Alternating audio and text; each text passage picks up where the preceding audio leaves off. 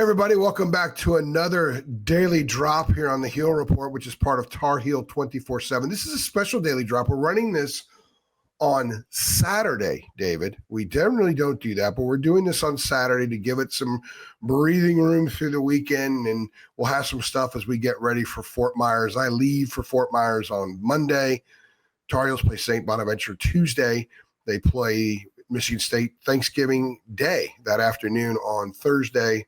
I fly home Friday, and we got NC State football on Saturday. So it's going to be a fun, busy week, and I think a very informative week about where the Tar Heels are at this juncture in the season. But heading into that, David, they played 5 regular season games, 2 exhibition games, and 3 games without Seth Trimble. So we're going to sort of discuss this team without Trimble. And I'll tell you what I said in the podcast with Ellie the other night after the game. I think the mission for this team must be that when Trimble comes back, he's not lifting them up. He's enhancing where they are. If he has to lift them up, which we've seen some signs that might end up being the case, that to me lowers the bar on where this team will be at the end of the season.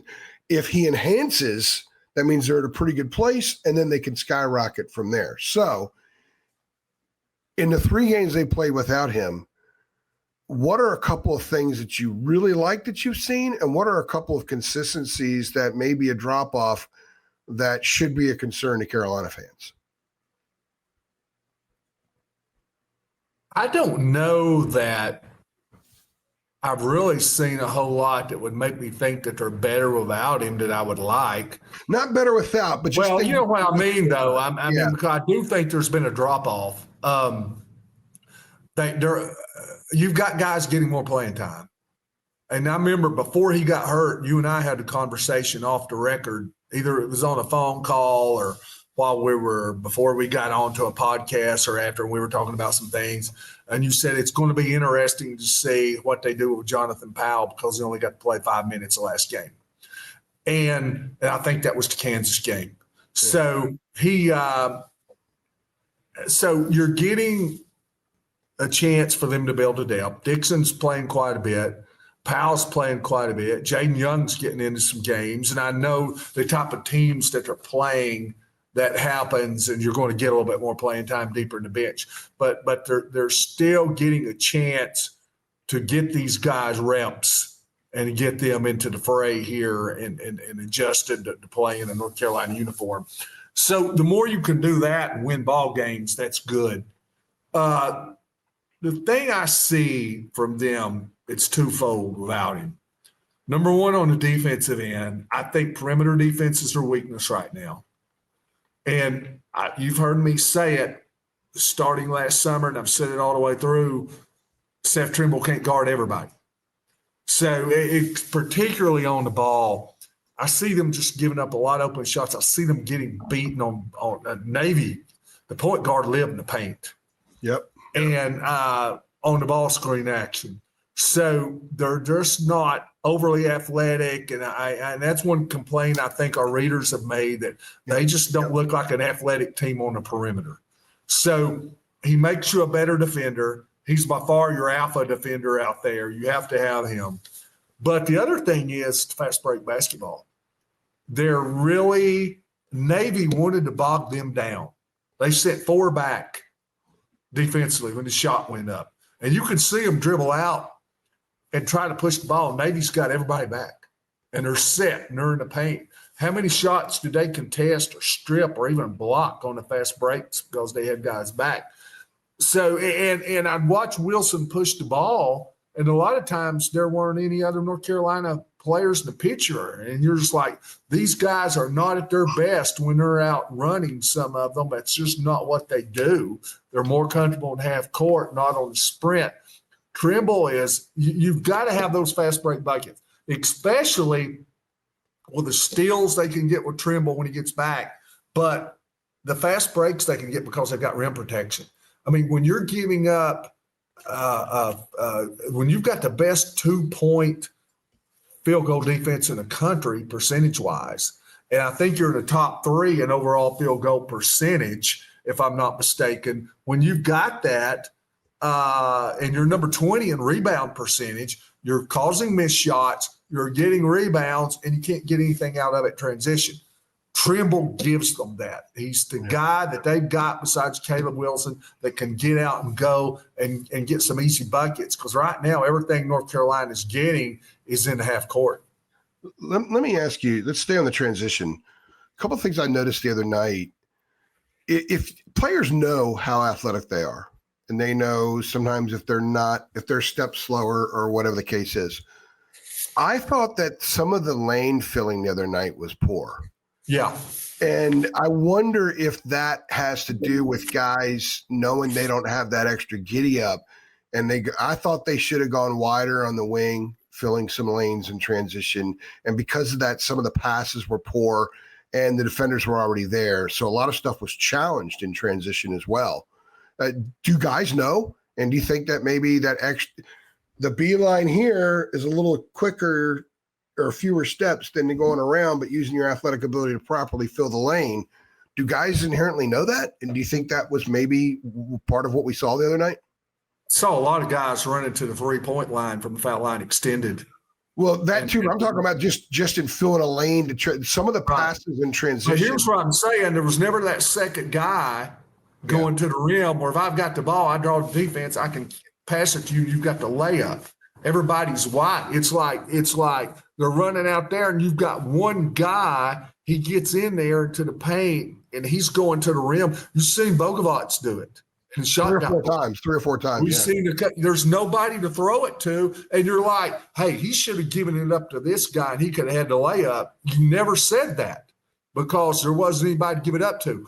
When I see the North Carolina break, I think North Carolina, we all know what North Carolina the break is, what the secondary break is, what their main break is. We all know what that looks like, and you're not seeing that. So I agree with you, and I watched the game, and I've said the same thing, Andrew.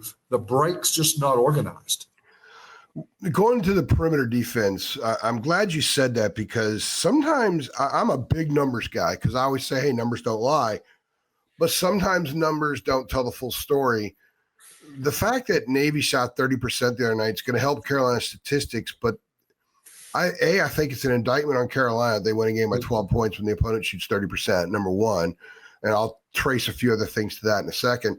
The other thing, too, is they just missed a lot of open shots. Yeah. So you said the perimeter defense needs to be a lot better. I was really surprised that, they did a lot more switching the other night. And I guess when Seth's not out there, they have to do more switching. But it was really poor. They were slow. They were very slow in the switches. A little bit lax at times. Indecisive. Yeah, indecisive. The communication was – there were a couple of defensive series in the first half where there was no talking at all on the floor. And usually Henry is a pretty loud talker. You could almost hear him where we sit. And I didn't hear any of it the other night. Yeah. If you go back and look at the film reviews, all I did, except basically the last break, the fast break, where they shot down contested three, and there was definitely no communication there. Everything else was based on the switches. And almost every time they would end up making the switch late. And Navy does a really good job of disguising who the screener is going to be. So it might look like I'm going to screen for you to get you to go set the ball screen. I'm going to screen your guy. Now your guy's late to cover that ball screen, but instead I will reject it and I'll go set the screen. But now the defense is switching and they're back here my guy's waiting to pick you up, but you never come because I rejected it. And now the guy's coming off the screen, got a wide open shot. That was the last play of the first half. A lot of slips. Yeah. So against switching defense, you do two things. Number one, you either screen your man instead of the other guy's man, or you slip. You act like you're going to screen, but instead of that, you either back cut to the rim or you cut to the top before you screen because you're basically zoning up. I'm switching guys of you, so I'm waiting on your guy to come to me. But guess what? He slips through the middle, either to the rim or outside before I can get there. So they do it in odd numbers. Now, if it's just me and you doing this, I screen for you. My guy can switch on to you. Your guy can switch on to me. That's not hard. But when you throw a third number, an odd number in there, and you've got 3 guys in this action, it makes it difficult. So I saw North Carolina doing a lot of looking around. Okay, you took my guy, and by the time I react, your guy's already over the screen. He shot the ball. And I'm trying to get out there, but it's too late. I'm 2 or 3 steps behind. It was slow recognition and reaction. They were lost in a lot of stuff. And like you said, they maybe missed a lot of shots. Their point guard lived in the paint. Yeah. They ran the flat ball screen, and you saw a lot of times they'd reject it. And they'd bring another guy in, they'd reject it, and you had 2 guys running with the ball. They're going across. One guy switches, the other guy doesn't. They're both going with it. The guy rolls, they hit him. You'll see they're running drop coverage, and you'll see the guard come off and just, have wide open shots in the lane. He couldn't make them. He had looks, but he couldn't buy one. That is probably because you're playing Navy. Yeah. Radford had the same thing. They had 2 guys that were really good. They missed a bunch of open shots. They can't do that against Michigan State. If they drop in coverage and Fears can get into the lane that easily, he's tremendous at the point guard spot. They will eat North Carolina alive. If he can do that, they have got to contain it. One thing too, I've had a coach who watched them tell me, a college coach, he said they're strung out too far. So if I'm guarding, let's pretend people are watching this screen, okay? So my man's right here. Your man's, trust me, my hand's in front of your face over here, okay? That your guy should be right in between. And that way, and you've got head turn and you've extended, if you cut, I can see you and I can recover. But if the other player wants to drive, you can fake and fade at him or step in the gap and still recover over here to you. They are all the way over, and here I am in front of you. You can't see me, but I'm face guarding you, Andrew. This is where the help defense is at. So you've got this lane all the way through. So I think when my face got off this and I was in front of you, that probably made things look a lot better. But let's back to reality now. So they both have that problem. They can't get strung out on the other guys so much. They've got to be better on the ball. And I've worried about this. I told you last year, watching Kyan Evans, his defensive numbers analytically are good, but he could not maneuver ball screens defensively. He's not a strong kid, and he ran into every ball screen. I watched it in games last year. So that is a concern for me till they get Trimble back. Those are things that they need to work on. And then the effort part of it, Andrew, lackadaisical closeouts. Yeah. When they got beaten. We showed some of those where they're just half-hearted jogging into closeouts and then taking a little half jump. And I watched Caleb Wilson jump over the backboard. So when I watch him close out and just meander out there and jump that far off the ground, I know his heart's not in it. They have got to close out like their life's on the line. If they're beat, if they miss a switch, if they acknowledge it late, that means you've got to go twice as hard into that closeout. You just can't say, well, I'm beat, so I'm not going to challenge it. So but all these things can be worked on. Now, these switches and things are going to take time, but the effort part of it and communication part, which was lacking, I got a feeling they're going to work on that a bunch this week.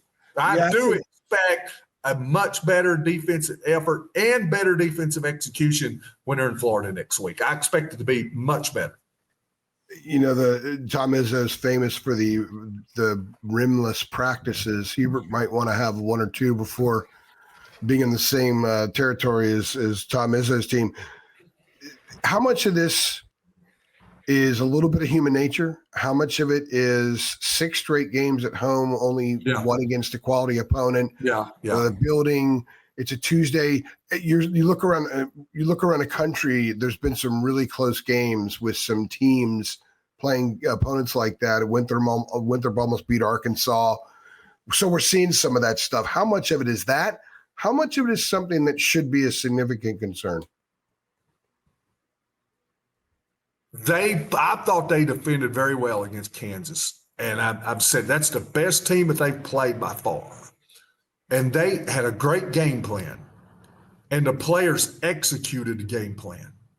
So that tells me that they can do this they were dialed in and they executed what was given to them. And like I said, I thought it was a great defensive game plan. And so that gives you Trimble played, obviously, but that shows you that they can do it. Yeah. I think they will. Okay. So I'm not overly concerned on that. I believe that they're going to have to, but I believe they can do the right things. But I believe it'll look different. We've talked about this in other podcasts. It's going to look different. It's not going to be as good until Trimble comes back. Trimble's their best defender. Trimble's the guy that can lock them up. You're playing Michigan State and Fears comes out the point guard. You're like, all right, big boy, Trimble's on him. Don't forget how hard Trimble made Darren Peterson work. They really don't have anybody else out there on the perimeter that could have done that. So that's what he had. So when they get him back, it's going to look different. But the thing about Michigan State is they're not a great three-point shooting team. You just got to clog it up. You've got to be more in help.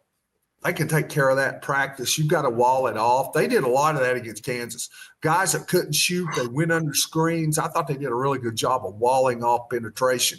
And now they're getting spread out more. Maybe it's Navy and Radford where they were saying, look, extend, put pressure in them, don't play as much help, make these guys beat you off the dribble because we don't think they can do it and they can finish. So the whole game planning may be different. The things that they have to do against Michigan State may be better for this team. What they have right now without Trimble may be better. But I think you're going to see a really good game plan against St. Bonaventure and Michigan State both.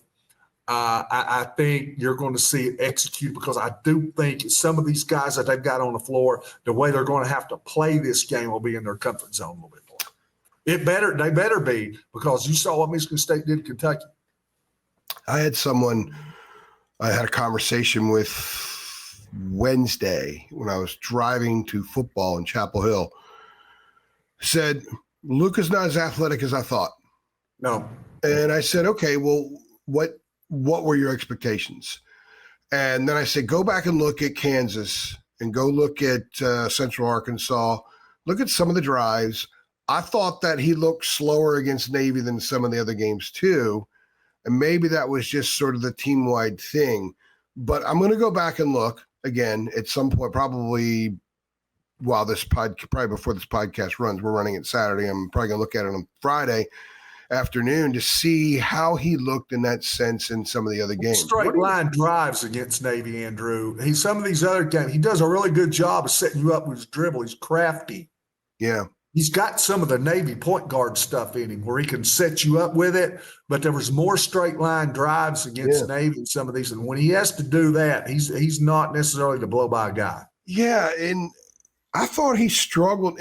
You can not be a blow-by guy, but if you can get a dude on your hip and have an advantage, you can get stuff off, but he wasn't. And he can do that. He gets to his hip. He can bounce off. But I thought he struggled in that respect a little bit the other night. And again, not everybody's going to be perfect on every time they step on the floor. But I also wondered if a lot of those drives wouldn't be there and he wouldn't take them if they were kind of popping on a higher cylinder offensively and really across the board. Oh, yeah. I thought those were responses to them just not getting open and not really being very crisp. It's harder to get open shots, and we've said this. It's harder to get. I mean, you take Kyan Evans. He's made 8 3-pointers this year in 5 games and come in as one of the, according to Evan Michael, one of the best 10 3-point shooters in the country. He's made 8 in 5 games, 1.6 per game. He made 2 in just about a minute or 2 against Kansas off the break, like we said, when Seth Trimble ran over the top. One time he threw ahead to Evans after he ran. The other time he turns around and throws back when Evans fields from the top. Bang, bang. So, yeah, and I said then, the hardest thing to do is guard a shooter for 94 feet. It's nearly impossible. I mean, you think about red zone wide receivers, Andrew. When you've got these guys in open field who are a threat to go to the house every time they touch the ball, and they're averaging about 20 yards a reception. Yeah. And they got the ball on their own 20. And we've got all that space, how much harder it is to defend them. Now put them in the red zone at the 4-yard line. Yeah. And you've got everything bottled up. You know, you can kind of think of it about that way. I'm glad you brought that up because this was in my notes that I had. This is one thing I think North Carolina can really improve on, and I think it'll just happen. Not that there's going to be anything the coach does or the players do or anything else. It's going to happen. Bogovic, I butcher that name. I apologize. Bogovic and Evans. Bogovic is 10 for 30, 33%, okay, from three. Kyan Evans is 8 for 25, 32%. So you put them together, and they're 18 for 55, and they're right in about the 32.5%, close to 33% range. For two, is expected to be two of the better shooters in all of college basketball from outside. And I don't think it's a stretch to say that these guys ought to be upper 30s to 40% three-point shooters. Agreed. So when I look at them, I'm saying, okay, it's going to happen eventually. They're not going to shoot like that all year. They're going to break out at some time, and they're going to make the outside shots. But so far, they've not been able to do it, and they're still 5-0.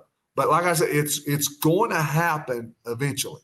And they're getting looks. You know, they're getting open shots. I think Kyan Evans is a little I think he's apprehensive right now. I think he's passing up on stuff. And I'm like, what are you doing? Shoot the ball. And he'll go a whole half and never take a shot. So he's got to start looking for that stuff more. But Bogovic is going to happen. I think Bogovic sometimes the other way. He doesn't let the game come to him.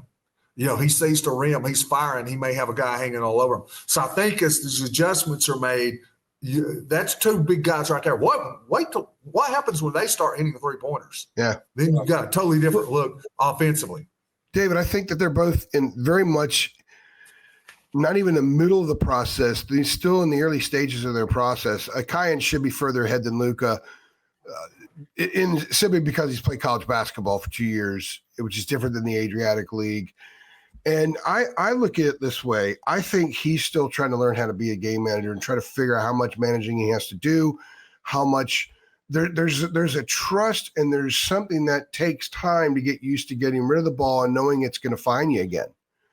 And I don't know when he gets rid of the ball if he's looking for it to find him again sometimes. He just kind of stands out there. So he's not feeding off the game as much as he will in time. And I think that's the game manager mindset that's sort of locking him down a little bit.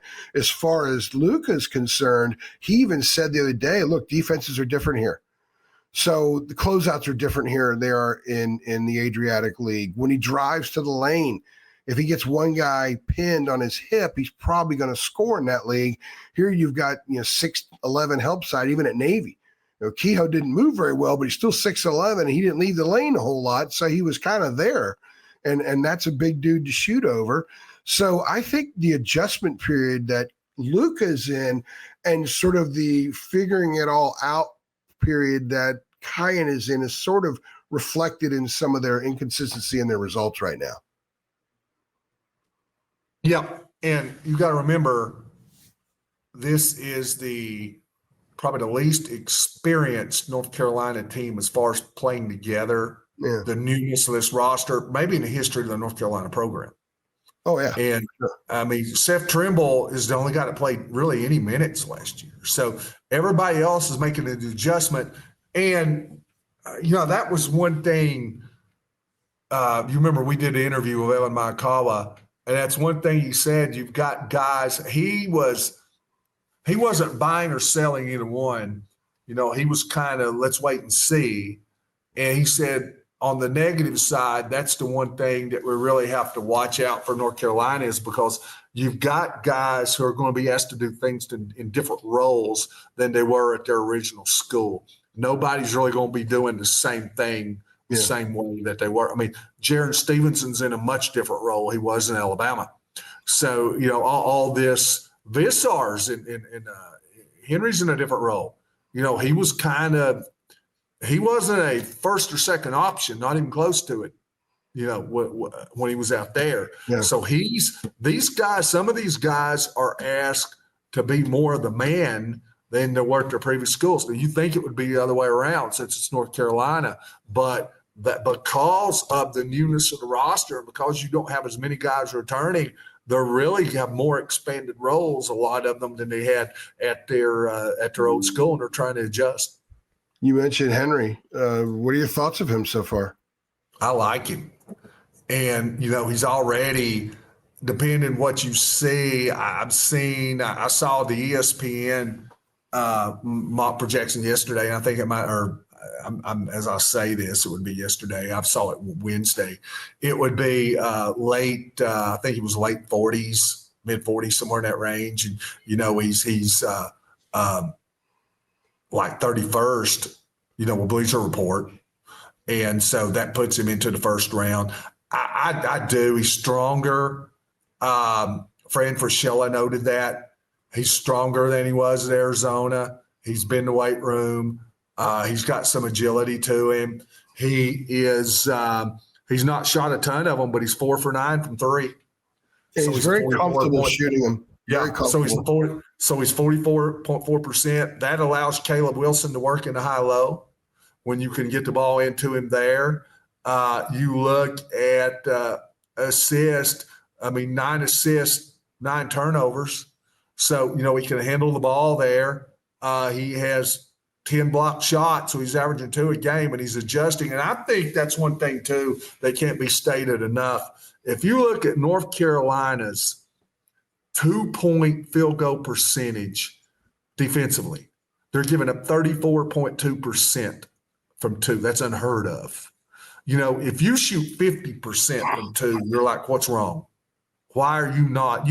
A decent team needs to be up well over 55%. They're getting up 34.2, which puts them as the top 2-point defensive team in the country. They're number 2 overall at 32.7 field goal percentage. But the big thing with them, it's because of the twos. They're not giving up anything for 2. And I'm seeing these teams, and we've talked about beating North Carolina on the ball screen, but what happens, they get to the paint, and there's Henry and there's Caleb just hanging out around the rim. And it's made a big difference. And remember, we spoke early that if North Carolina is not as athletic on the perimeter defensively, the bigs could bail them out, because what happens if you do get beat, you say, okay, I'm just going to trail you and I'm going to funnel you into the rim protection. And North Carolina's got it. So I like what he's doing on both ends.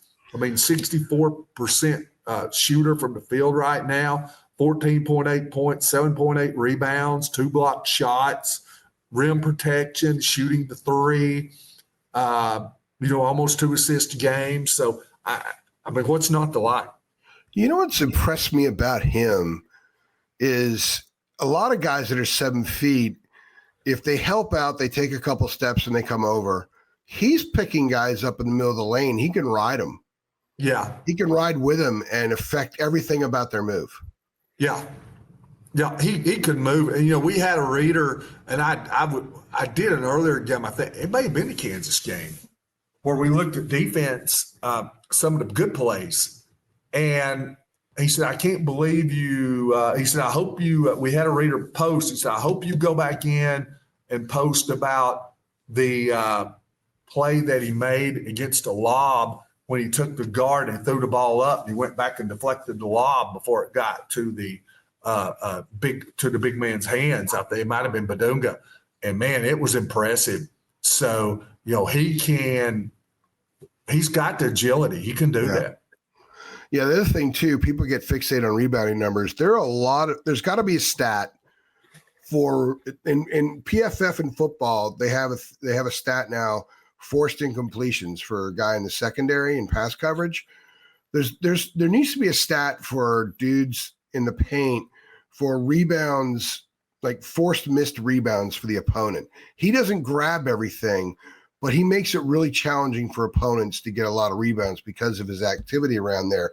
There's We no could probably go back and look at team rebounds, and I'm sure North Carolina would be up at the top. Yeah. Now, one other side of rebounding, which I think is a question mark about this team right now, and I put it in my 5 things to watch for, and someone responded saying, hey, the Kansas game is kind of an outlier maybe because they had 16 offensive rebounds against Kansas and only 6 second chance points. The other night, they didn't have a lot of – they grabbed 28% of their misses against Navy, and they had less than a point per offensive rebound. You've got to get at least a point per offensive rebound. You need to average that. And this team has pretty much stated that they want to grab about 42% of their misses. The club that won the national title in 2017 grabbed 44% of its misses, 43%. So when you're playing Navy and you're getting 28% of your misses and you're not even averaging a point per second chance points per offensive rebound, I think this is an area to watch. I'm not saying yet it's a concern. I think it's an area for Carolina fans to watch what kind of production they get on the offensive glass. Because going back to what you said earlier about how they're not getting as much in transition right now, if they still struggle, especially without Seth, in capitalizing in transition, and they're not getting a high enough percentage of second chance points, that puts a lot more stress on the defense to get stops and on the offense to score in the half court. It's a lot more difficult to score in the half court. So they've got, I was doing the math while you were going over that. So they've got 67 offensive rebounds on 161 missed shots, which is 41.6%. Yeah. So but that's one game they had an extremely high percentage. Yeah. And kind of skews that because I think they need to be at a higher percentage of 28 against the Navy. But it's more than the offensive rebounds. It's the production they get from the offensive rebounds. So rebounding rates, overall, their rebounding percentage rate's 20%, which is one of the best in the country. But, so they need to finish there. And, I think if there is a negative with Henry, it could be around the rim when he's bodied up. He gets knocked off balance, I think, a little bit. He doesn't have. You look at him sometimes. He's not the guy. You're not going to mistake him for Moses Malone or somebody who was back to the bucket. So he can get knocked off a little bit. The second jump may not be as quick. So he may be grabbing all of those. I would figure Caleb. If Caleb's not making shots, it's because maybe his body strength wise is not matured yet. Jaron Stevenson could miss some shots up around the rim. So if these big guys are going to get it, they need to finish. And if they're not, it's probably, I think a lot of that right now is maybe if just all the congestion around the rim and the knocking and the banging. And right now, these are leaner guys. Yeah. So nobody looks like Baycott. No. So that's probably so. It probably is what it is. But Hubert, you got to make them. You got to go back up, put it in. Don't hesitate. Don't crouch. Don't double pump. Keep the ball high. When you get the rebound, go right back up. Second quick jump. So two stats for Carolina fans to pay close attention to in Fort Myers are fast break points and how many points they score off the number of offensive rebounds they grab. Yeah, they got to be at least one. You really want to be at about 1.3. Kind of where you want your offensive. You want to average around 1.2, 1.3 points per possession. Anyway, you kind of want the same kind of return off an offensive rebound. Michigan State always rebounds, and their tempo, they're 158th according to Ken Palm, to just a tempo. So, there's 365 teams, so they're 45th percentile or somewhere in that range. So you take advantage of the scoring opportunities. Well, yeah, because they're going to try now. Now they got outran some against Kentucky. So, but a little different thing there. Kentucky doesn't defend at all right now. So, they did it because they could. So I believe you're going to see Michigan State probably try to get this thing into half court, but they will run when it's available. So, North Carolina definitely needs to have more transition points than Michigan State does. But if you look at the difference so what's the difference in North Carolina maybe being 25th or 30th in tempo and Michigan State being 158th? It's only about 4 possessions. Yeah. So it's not as big as what you think it is, but 4 possessions in a basketball game can be big, Well, especially if you convert. You think how many more games would you have won if you'd had another 8 points? How many games would you have lost if you had 8 less? Well, especially if those possessions are fast break opportunities, and especially if they're second chance point opportunities. So those are 2 areas Carolina fans need to watch all year, but certainly in Fort Myers to see. I'm not sounding the alarm yet, but I do think it's something to keep an eye on. Yeah, and Michigan State will tell us a lot. I want to see them play somebody really good without Trimble and just kind of get an idea. You're going to find – and there's a lot of talk right now. Is this how athletic or non-athletic is this perimeter? And there's some other questions about the teams that you're going to get a really good indication against Michigan State. And like I said, I think the good thing is this is not the big picture. It's a different team with Trimble. They're going to get Trimble back. But I think it does kind of give you – but the thing is, you've had Trimble now going on. This is the 4th year. You know what you've got. And Michigan State is going to help you learn about some of these other guys. Yeah, and last thing on that before we close this thing out is you can't sit around waiting for Trimble to come back. You got to play and grow. That's why I think it's really important for this team to maximize on what they can be. When he comes back, you don't want him lifting them up. You want him enhancing where they are. Yeah. And that the next couple of weeks are going to be huge. We're going to see really 100% because they got to go to Kentucky. And then they play Georgetown at home, which is a very dangerous game. So next 4, St. Bonaventure, neutral site.